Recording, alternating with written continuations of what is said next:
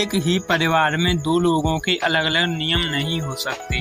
Supreme court ने बार बार कहा है कि सुप्रीम कोर्ट डंडा मारता है, कहता है कॉमन सिविल कोड यानी यूसीसी लेकर आओ। संविधान के अनुच्छेद 44 के भाग 4 में यूसीसी की चर्चा है। 1835 में ब्रिटिश सरकार ने एक रिपोर्ट पेश की। इसमें क्राइम एविडेंस को लेकर देश भर में समान कानून बनाने की बात कही। 10 अगस्त 1951 को भीमराव अम्बेडकर ने इस पत्र को लिखकर नेहरू पर दबाव बनाया तो वो उसके लिए तैयार हो जाते, लेकिन 1955 और 1956 में नेहरू ने इस कानून को 4 हिस्सों में बांटकर संसद में पास करा दिया।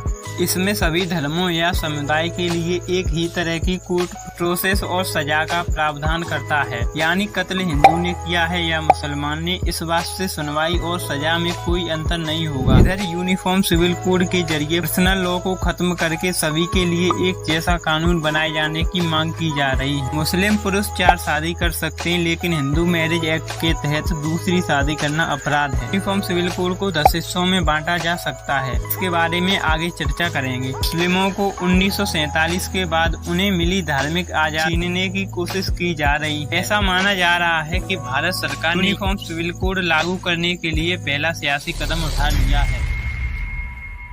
यूनिफॉर्म सिविल कोड को समझने के लिए इसे 6 हिस्सों में बांटा गया है। पहला, यूनिफॉर्म सिविल कोड क्या है।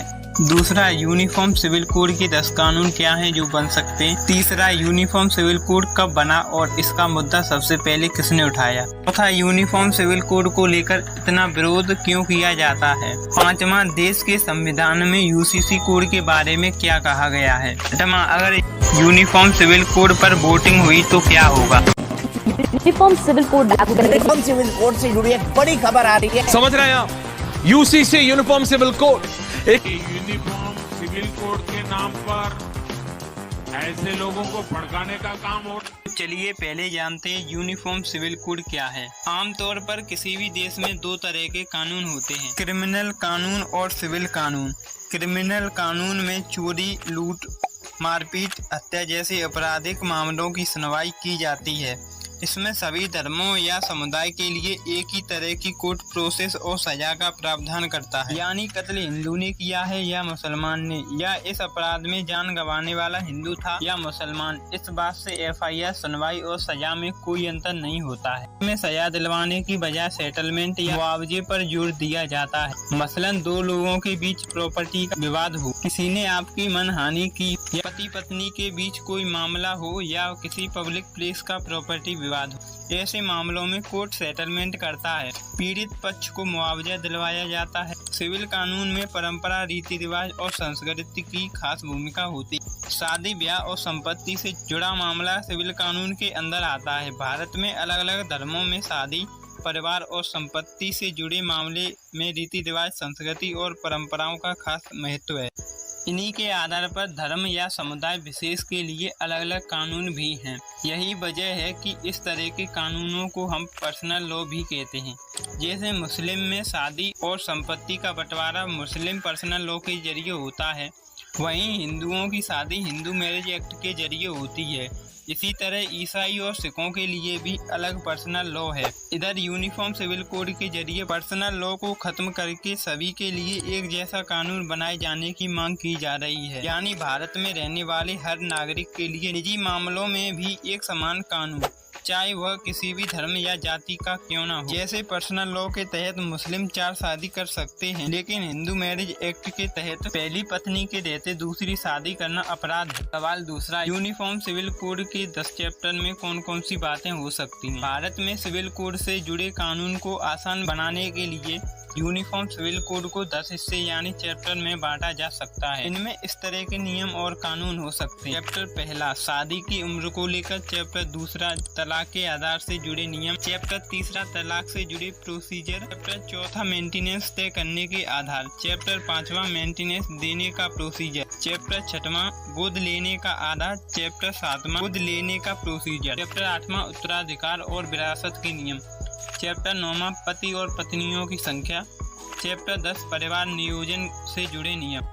तीसरा, यूनिफॉर्म सिविल कोड का मुद्दा सबसे पहले कब उठा? 1835 में ब्रिटिश सरकार ने एक रिपोर्ट पेश की, इसमें क्राइम एविडेंस को लेकर देश भर में एक समान कानून बनाने की बात कही। सन 1840 में इसे लागू भी कर दिया गया, लेकिन धर्म के आधार पर हिंदुओं और मुसलमानों के पर्सनल लॉ इससे अलग रखा गया। बस यहीं से यूनिफॉर्म सिविल कोड की मांग की जाने लगी। 1941 में BN राव कमेटी बनी, इसमें हिंदुओं के लिए कॉमन सिविल कोड बनाने की बात कही गई। आजादी के बाद 1948 में पहली बार संविधान सभा के सामने हिंदू कोड बिल पेश किया गया। इसका मकसद हिंदू महिलाओं को बाल विवाह, सती प्रथा, घूंघट प्रथा जैसे गलत रिवाजों से आजादी दिलाना था। जनसंघ नेता श्यामा प्रसाद मुखर्जी, करपात्री महाराज समेत कई नेताओं ने इसका विरोध किया। उस वक्त इस पर कोई फैसला नहीं हुआ। 10 अगस्त 1951 को भीमराव अम्बेडकर ने पत्र लिखकर नेहरू पर दबाव बनाया तो वो इसके लिए तैयार हो गए। हालांकि राजेंद्र प्रसाद समेत पार्टी के आधे से ज्यादा सांसदों ने इसका विरोध किया। आखिरकार नेहरू को झुकना पड़ा। इसके बाद 1955 और 1956 में नेहरू ने इस कानून को 4 हिस्सों में बांटकर संसद में पास करा दिया। जो कानून बने वो इस तरह हैं: